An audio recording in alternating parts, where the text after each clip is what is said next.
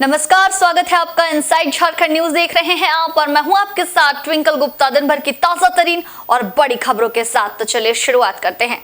तो खबर रांची से है, जहां चर्चित लैंड स्कैम मामले में ईडी की कार्रवाई लगातार जारी है और इसी बीच राजधानी रांची के बड़े व्यवसायी विष्णु अग्रवाल ईडी की दफ्तर पहुंचे। चेशायर होम सहित अन्य जमीनों से जुड़े मामले को लेकर ईडी उनसे पूछताछ करेगी। बताया जाता है कि चेशायर होम वाली जमीन को लेकर विष्णु अग्रवाल के खिलाफ ईडी को कई साक्ष्य मिले हैं। इसी मामले में खास तौर पर ईडी उनसे पूछताछ करेगी। बता दें कि राजधानी रांची के चर्चित लैंड स्कैम मामले में रांची के पूर्व डीसी छवि रंजन समेत अब तक 10 लोगों की गिरफ्तारी हो चुकी है। इधर ईडी की चार्जशीट में मामले में कई नया खुलासा हुआ है। इस मामले में बीएम मुकुंद राव व बीएम लक्ष्मण राव के नाम पर हुआ है। म्यूटेशन फर्जी निकला है, जिसे बैकडेट में किया गया था। ईडी ने गांधीनगर स्थित फॉरेंसिक साइंस लेबोरेटरी में इसकी जांच कराई, जिसमें पंजी 2 में भी फर्जीवाड़े का खुलासा हुआ। चार्जशीट में यह भी खुलासा हुआ कि जमीन घोटाले के आरोपी लगातार एक दूसरे के संपर्क में थे। वे एक दूसरे से रुपयों का लेन देन भी करते थे। ईडी की चार्जशीट में अफसर दलाल गठजोड़ का पुख्ता सबूत शामिल बताया जा रहा है। और खबर राजधानी से ही है। रांची के लालपुर थाना पुलिस और शहर सीओ की मौजूदगी में 1 साल पहले राहुल मिंज की हुई मौत की गुत्थी को सुलझाने के लिए उसके शव को कब्र से बाहर निकाला गया। अब फॉरेंसिक जांच के बाद उसकी मौत की हकीकत का पता चल पाएगा। इस मामले को लेकर मृतक के परिजनों ने इंसाफ की गुहार लगाई थी। इसके बाद शव को बाहर निकालने के लिए हाई कोर्ट का निर्देश मिलते ही कार्रवाई शुरू की गई। ये कहना गलत नहीं होगा कि कब्र से निकली लाश खुद अपनी मौत की गवाही अब देते हुए नजर आएगी। दरअसल राहुल मिंज की मौत 2 जून 2022 को हो गई थी, जिसके बाद उसके शव को लालपुर थाना क्षेत्र के सरईटांड स्थित कब्रिस्तान में दफना दिया गया था। लेकिन मामले में नया मोड़ तब आ गया जब राहुल की बहन कुसुम मिंज ने अपने भाई की हत्या की आशंका जताते हुए पूरे मामले की जांच के लिए हाईकोर्ट पहुंची। हाईकोर्ट के हस्तक्षेप के बाद राहुल के मौत मामले में रांची के लालपुर थाने में प्राथमिकता दर्ज की गई। अब इस जांच में पुलिस जुट गई है कि राहुल की मौत स्वाभाविक है या फिर इसके पीछे किसी की साजिश थी। बता दें कि दिल्ली यूनिवर्सिटी में पढ़ चुका राहुल मिंज नौकरी की तलाश में था। 2 जून 2022 को वो अपने दोस्तों के साथ एक शादी समारोह में गया था। अचानक उसकी मौत हो गई। अधिक शराब के सेवन के कारण राहुल की मौत मानी जा रही थी, लेकिन उसकी बहन कुसुम मिंज को इस थ्योरी पर विश्वास नहीं था। उसकी नजर में राहुल की हत्या जमीन हड़पने की नीयत से की गई। हालांकि जांच के बाद ही पता चल पाएगा राहुल की मौत स्वाभाविक थी या फिर वो किसी गहरी साजिश का शिकार बन गया। अब किस आधार पर सब कुछ खत्म हो गया। लगता है कि वही एक सहारा था, सबसे बड़ा बेटा। और ब्रोकर्स लोग मतलब इस पे जमीन पे कब्जा करने के लिए तरह तरह के का हथकंडा अपनाया जा रहा है। ये कहना चाह रहे मेरे पापा शादी वाले घर पे। तो उस वक्त यही अफवाह था कि ओवर ड्रिंक की वजह से हुआ, लेकिन हम लोग को डाउट है कि नहीं, ओवर ड्रिंक की वजह से नहीं हुआ था। हो सकता है कोई इसको मारा हो और छत पे लिटा दिया। तो ये 2 जून 2022 की घटना है। आसपास के लोगों से कुछ मतलब इधर उधर बात करते हुए पता चला है।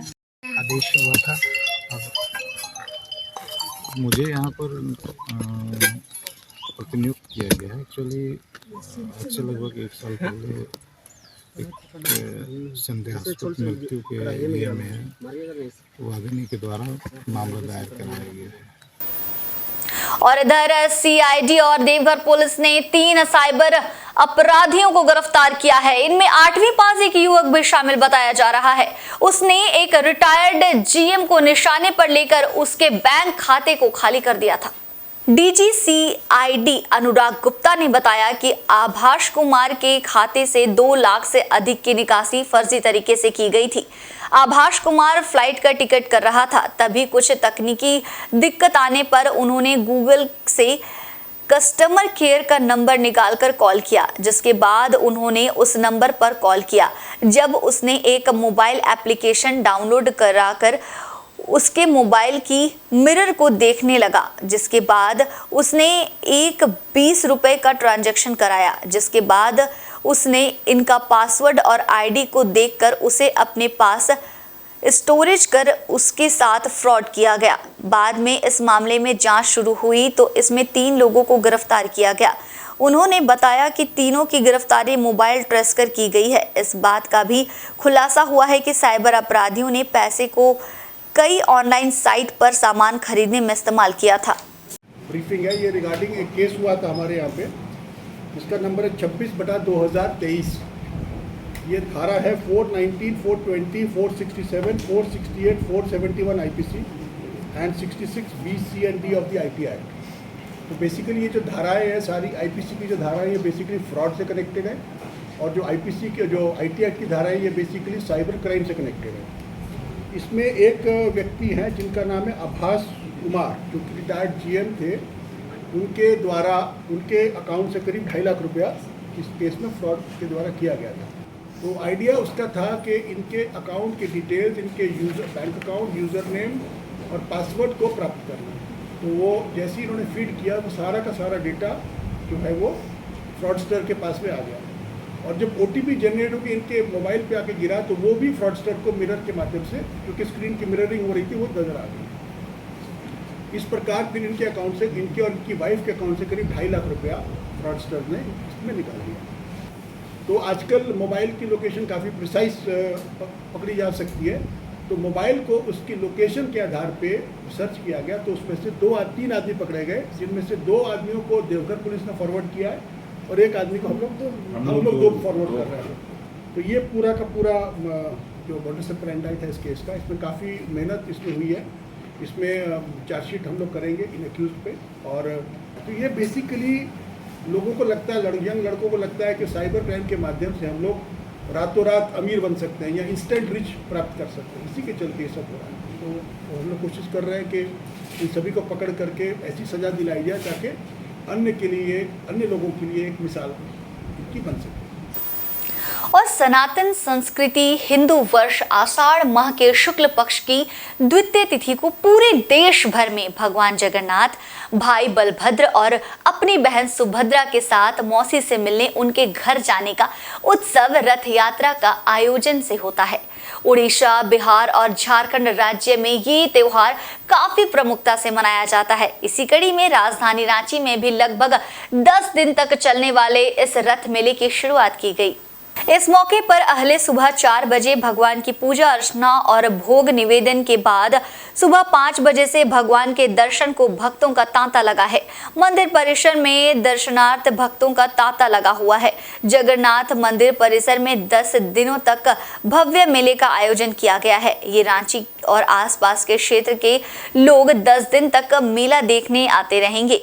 इस दौरान मेले में लगने वाली भीड़ को देखते हुए सुरक्षा के मद्देनजर 1000 पुलिस बल की तैनाती की गई और दंडाधिकारी की भी नियुक्ति की गई है।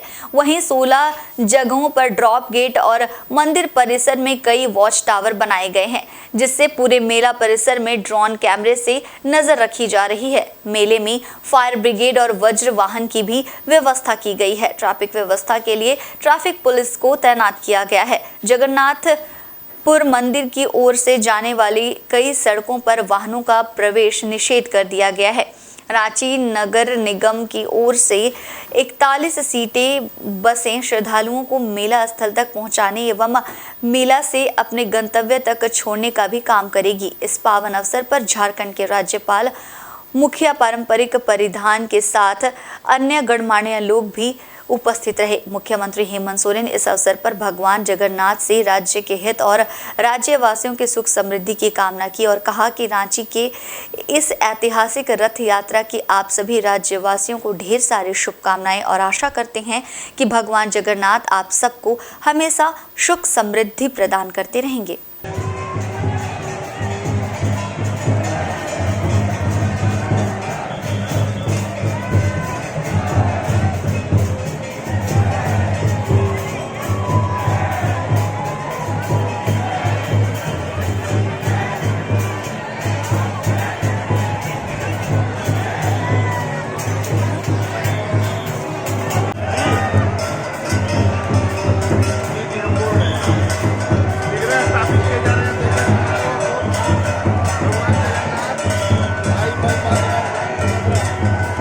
इधर जमशेदपुर में अंतर्राष्ट्रीय योग दिवस के अवसर पर कई स्थानों पर हजारों की संख्या में हर उम्र के लोगों ने योग कर भारत की सदियों पुरानी परंपरा को जीवित रखने का प्रयास किया। और इस बीच बिरसा नगर में राज्य के पूर्व मुख्यमंत्री एवं भाजपा के राष्ट्रीय उपाध्यक्ष रघुवर दास अपने सैकड़ों समर्थकों के साथ योग शिविर में शामिल हुए। बिरसा नगर के गुड़िया मैदान में भाजपा की ओर से आयोजित अंतर्राष्ट्रीय योग दिवस शिविर में पूर्व मुख्यमंत्री रघुवर दास के अलावा सांसद विद्युत वरण महतो सहित कई भाजपा नेता एवं कार्यकर्ता मौजूद रहे। यहां पतंजलि की ओर से योग शिविर का संचालन किया गया। इस मौके पर राज्य के पूर्व मुख्यमंत्री रघुवर दास ने कहा कि आज भारत विश्व गुरु होने की ओर अग्रसर है। देश के यशस्वी प्रधानमंत्री नरेंद्र मोदी विदेशी धरती पर भारत की बरसों पुरानी परंपरा को दर्शा रहे हैं, जिसका सम्मान पूरी दुनिया कर रही है। दोनों हाथ सामने और जैसे चेयर पे बैठते हैं। आज देश में ही नहीं, दुनिया में आज अपने अपने स्थान पर लोग योग कर रहे हैं। चाहे फ्रांस के इफिल टावर हो, चाहे अमेरिका के टाइम स्क्वायर हो, चाहे ऑस्ट्रेलिया के सिडनी हो, हर देश में आज इसी समय सारा दुनिया योग कर रहे हैं। योग से हमें रोग से मुक्ति मिलती है। योग से हमें जो भोगवाद संस्कृति है उससे भी मुक्ति मिलती है। और योग दिल और दिमाग को जोड़ने का भी काम करती है। अब दिल और दिमाग के जोड़ने के साथ साथ आज योग दुनिया को भी जोड़ने का काम कर रहा है। हर दिन योग करनी चाहिए, अपने घर में या छोटे छोटे समूह में, बच्चों हो, महिलाएं हो। इससे हमारे शरीर स्वस्थ रहता है। और इधर अंतर्राष्ट्रीय योग दिवस के मौके पर अपने जानी मानी योगा शिक्षिका पूनम वर्मा ने देशवासियों को शुभकामनाएं देते हुए योग करके स्वस्थ रहने के संदेश दिया। इस दौरान जमशेदपुर के सोनारे स्थित मेडिटेशन सेंटर की ओर से करीब 60 महिलाओं ने सुबह 5 बजे उगते सूर्य को नमन करते हुए दो मुहानी नदी तट पर उपस्थित होकर मंत्र उच्चारण के साथ सूर्य नमस्कार किया। इस दौरान योग प्राणायाम कर शहरवासियों को स्वस्थ रहने का संदेश दिया गया। योग शिक्षिका पूनम वर्मा ने योगाभ्यास कराते हुए कहा कि प्रतिदिन योग करें, ना कि किसी एक दिन योग करके नियमावली को पूरा करें। उन्होंने कहा कि स्वास्थ्य सबसे बड़ी पूंजी है। योग भारत की प्राचीन परंपरा की अमूल्य धरोहर है। ये मन, मस्तिष्क और आत्मा को शुद्ध करती है। शारीरिक और मानसिक विकारों को दूर करने का एक उत्तम तरीका योग है। इसके प्रति जन जागरूकता बढ़ाने के उद्देश्य से प्रतिवर्ष 21 जून को अंतर्राष्ट्रीय योग दिवस पूरे विश्व में मनाया जाता है। 21 जून वर्ष का सबसे लंबा दिन होता है और योग करने से व्यक्ति दीर्घायु होता है, इसलिए इस दिन को विश्व योग दिवस के रूप में मनाया जाता है। सभी मानते हैं कि आज जब हमारे शरीर अनेक बीमारियों से घिरा है और मानसिक विकार जन्म ले रहे हैं, तब सभी लोग योग और आध्यात्म की ओर जा रहे हैं। महर्षि पतंजलि ने योग पर विशेष बल दिया, इसीलिए उन्हें योग गुरु भी कहा जाता है। आदिकाल से ही योग का परंपरा चला आ रहा है। योग अनेक बीमारियों की अचूक दवा है। स्वस्थ शरीर में ही स्वस्थ मस्तिष्क का निवास होता है। योग शिक्षिका पूनम वर्मा ने कहा कि स्वास्थ्य की कीमत हमें तब समझ में आती है जब हम स्वास्थ्य को खो देते हैं। इसलिए प्रतिदिन योग करें और अपने शरीर को स्वस्थ रखें। स्वस्थ रहें और मस्त रहें, इसका नारा लगाते हुए सभी ने योग, प्राणायाम और कुछ प्रमुख आसनों को दोहराया, जिसमें ओम उच्चारण, कपालभाति, अनुलोम विलोम प्राणायाम और भ्रामरी प्राणायाम को करते हुए सूर्य नमस्कार भी किया गया। अंत में स्वस्थ और सुंदर काया बनाए रखने के लिए गायत्री मंत्र और महामृत्युंजय की जाप की गई। भगवान सूर्य अपने माता पिता, अपने गुरुजन और अपने सगे संबंधियों को बोलिए। त्वमेव माता च पिता त्वमेव बन्धुश्च सखा त्वमेव विद्या द्रविणं त्वमेव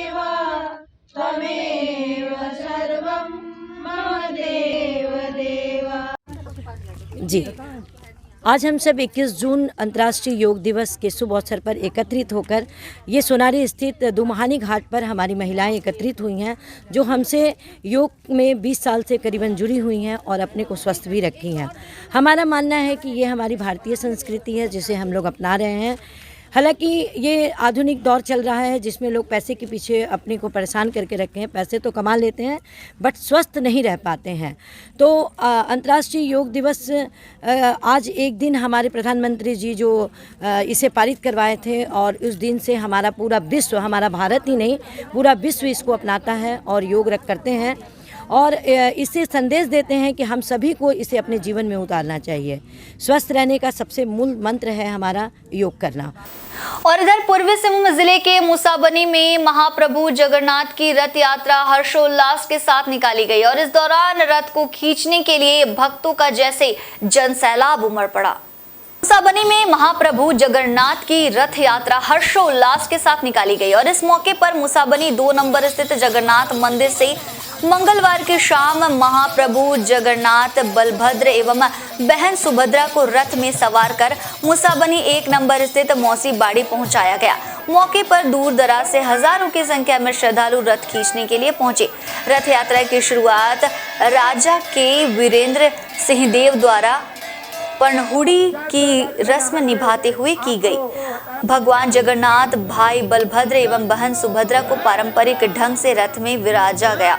इस दौरान मुख्य अतिथि के रूप में विधायक रामदास सोरेन एवं विशिष्ट अतिथि के रूप में पूर्व विधायक लक्ष्मण टुड्डू के अलावा भाजपा नेत्री सह समाज सेवी सुनीता देवदूत सोरेन, HCL के इकाई प्रमुख SS शेट्टी सहित कई दलों से जुड़े लोग और पुलिस प्रशासनिक पदाधिकारी मौजूद रहे। सभी ने पूजा पाठ कर तथा नारियल फोड़कर रथ खींचकर रथ यात्रा की शुरुआत की। मौके पर भक्तों का उमड़ा जनसैलाब रथ को खींचकर मुसाबनी 1 नंबर के मौसी बाड़ी पहुंचाया। अतिथियों ने महाप्रभु जगन्नाथ से इस क्षेत्र में बंद पड़े माइंस चालू करने की कामना की ताकि क्षेत्र में रोजगार के जरिए सुख समृद्धि का वास हो सके। रथ के आगे पीछे ना घूमे। रोक दीजिए, एकदम रोक दीजिए। महिलाओं को शरबत पिलाने के काम कर रहे हैं, चाहे वो हिंदू हो, चाहे मुस्लिम, चाहे क्रिश्चियन, चाहे सिख। सेफ्टी मंत्री अशोक को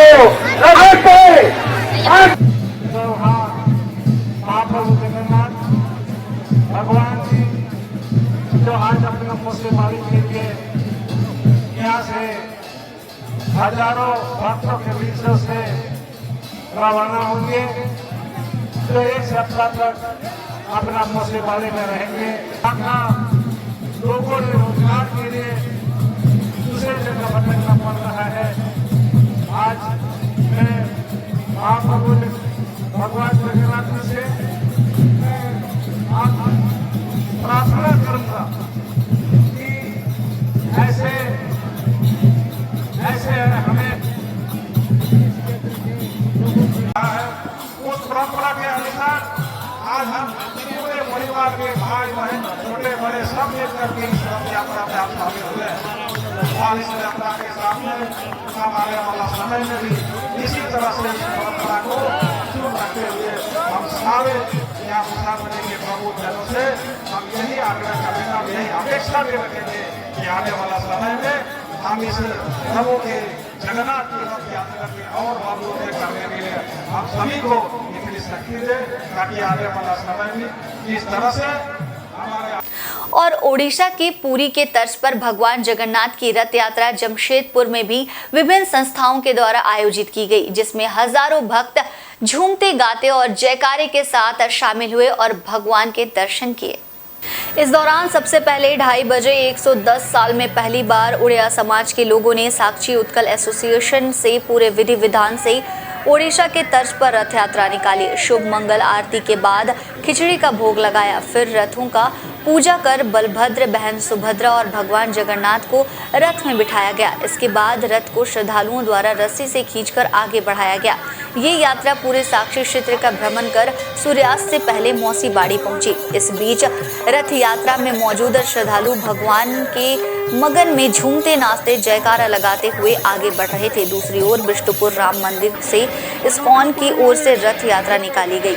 सुबह पूरे विधि विधान से पूजा होने के बाद तीनों का श्रृंगार किया गया, जिसके बाद सबसे पहले लाल हरे रंग के रथ पर भाई बलभद्र को बिठाया गया। फिर लाल काले रंग के रथ पर महारानी सुभद्रा को लाया गया, जिसके बाद लाल पीले रथ पर महाप्रभु जगन्नाथ को विराजमान कराया गया। संध्या 4 बजे तीनों रथों को यात्रा में शामिल हजारों भक्तों ने रस्सी से खींचकर आगे बढ़ाया। ये यात्रा बिष्टुपुर पोस्टल पार्क से होते हुए जुस्को गोल चक्कर से किनन स्टेडियम मार्ग से गुजरा, जो साक्षी JNSC पास बने मौसी बाड़ी में देर शाम समाप्त हुआ। इस दौरान शहर के कई गणमान्य सहित नेतागण भी शामिल हुए। वहीं हजारों भक्तों के जयकारे से पूरा क्षेत्र गुंजयमान हो उठा। और इधर पूर्वी सिंहभूम जिले के पोटका में विश्व प्रसिद्ध भगवान जगन्नाथ की भव्य रथ यात्रा विभिन्न जगहों से निकाली गई और इस दौरान भक्तों ने भगवान जगन्नाथ की पूजा अर्चना कर सुख समृद्धि की कामना की। पोटका के विभिन्न जगहों में भगवान जगन्नाथ की भव्य रथ यात्रा निकाली गई। वहीं पोटका के खैरपाल गांव में ग्राम वासियों ने गाजे बाजे कीर्तन मंडलियों के साथ भगवान जगन्नाथ, उनके भाई बलभद्र और बहन सुभद्रा की गांव से सन्यासी मंदिर में पूजा अर्चना करने के बाद भव्य रथ यात्रा निकाली। खैरपाल गांव की इस भव्य रथ यात्रा में विधायक संजीव सरदार शामिल हुए। उन्होंने सर्वप्रथम खैरपाल गांव में स्थित सन्यासी मंदिर में भगवान की पूजा अर्चना करके क्षेत्रवासियों के लिए सुख शांति समृद्धि की मंगल कामना की। उसके बाद वे भगवान जगन्नाथ, भाई बलभद्र एवं बहन सुभद्रा की भव्य रथ यात्रा में शामिल हुए। भगवान जगन्नाथ की इस रथ यात्रा में काफी संख्या में भक्त शामिल हुए। भगवान जगन्नाथ की रथ यात्रा खैरपाल गांव के सन्यासी मंदिर से प्रारंभ होकर मौसी बाड़ी तक जाकर संपन्न हुई।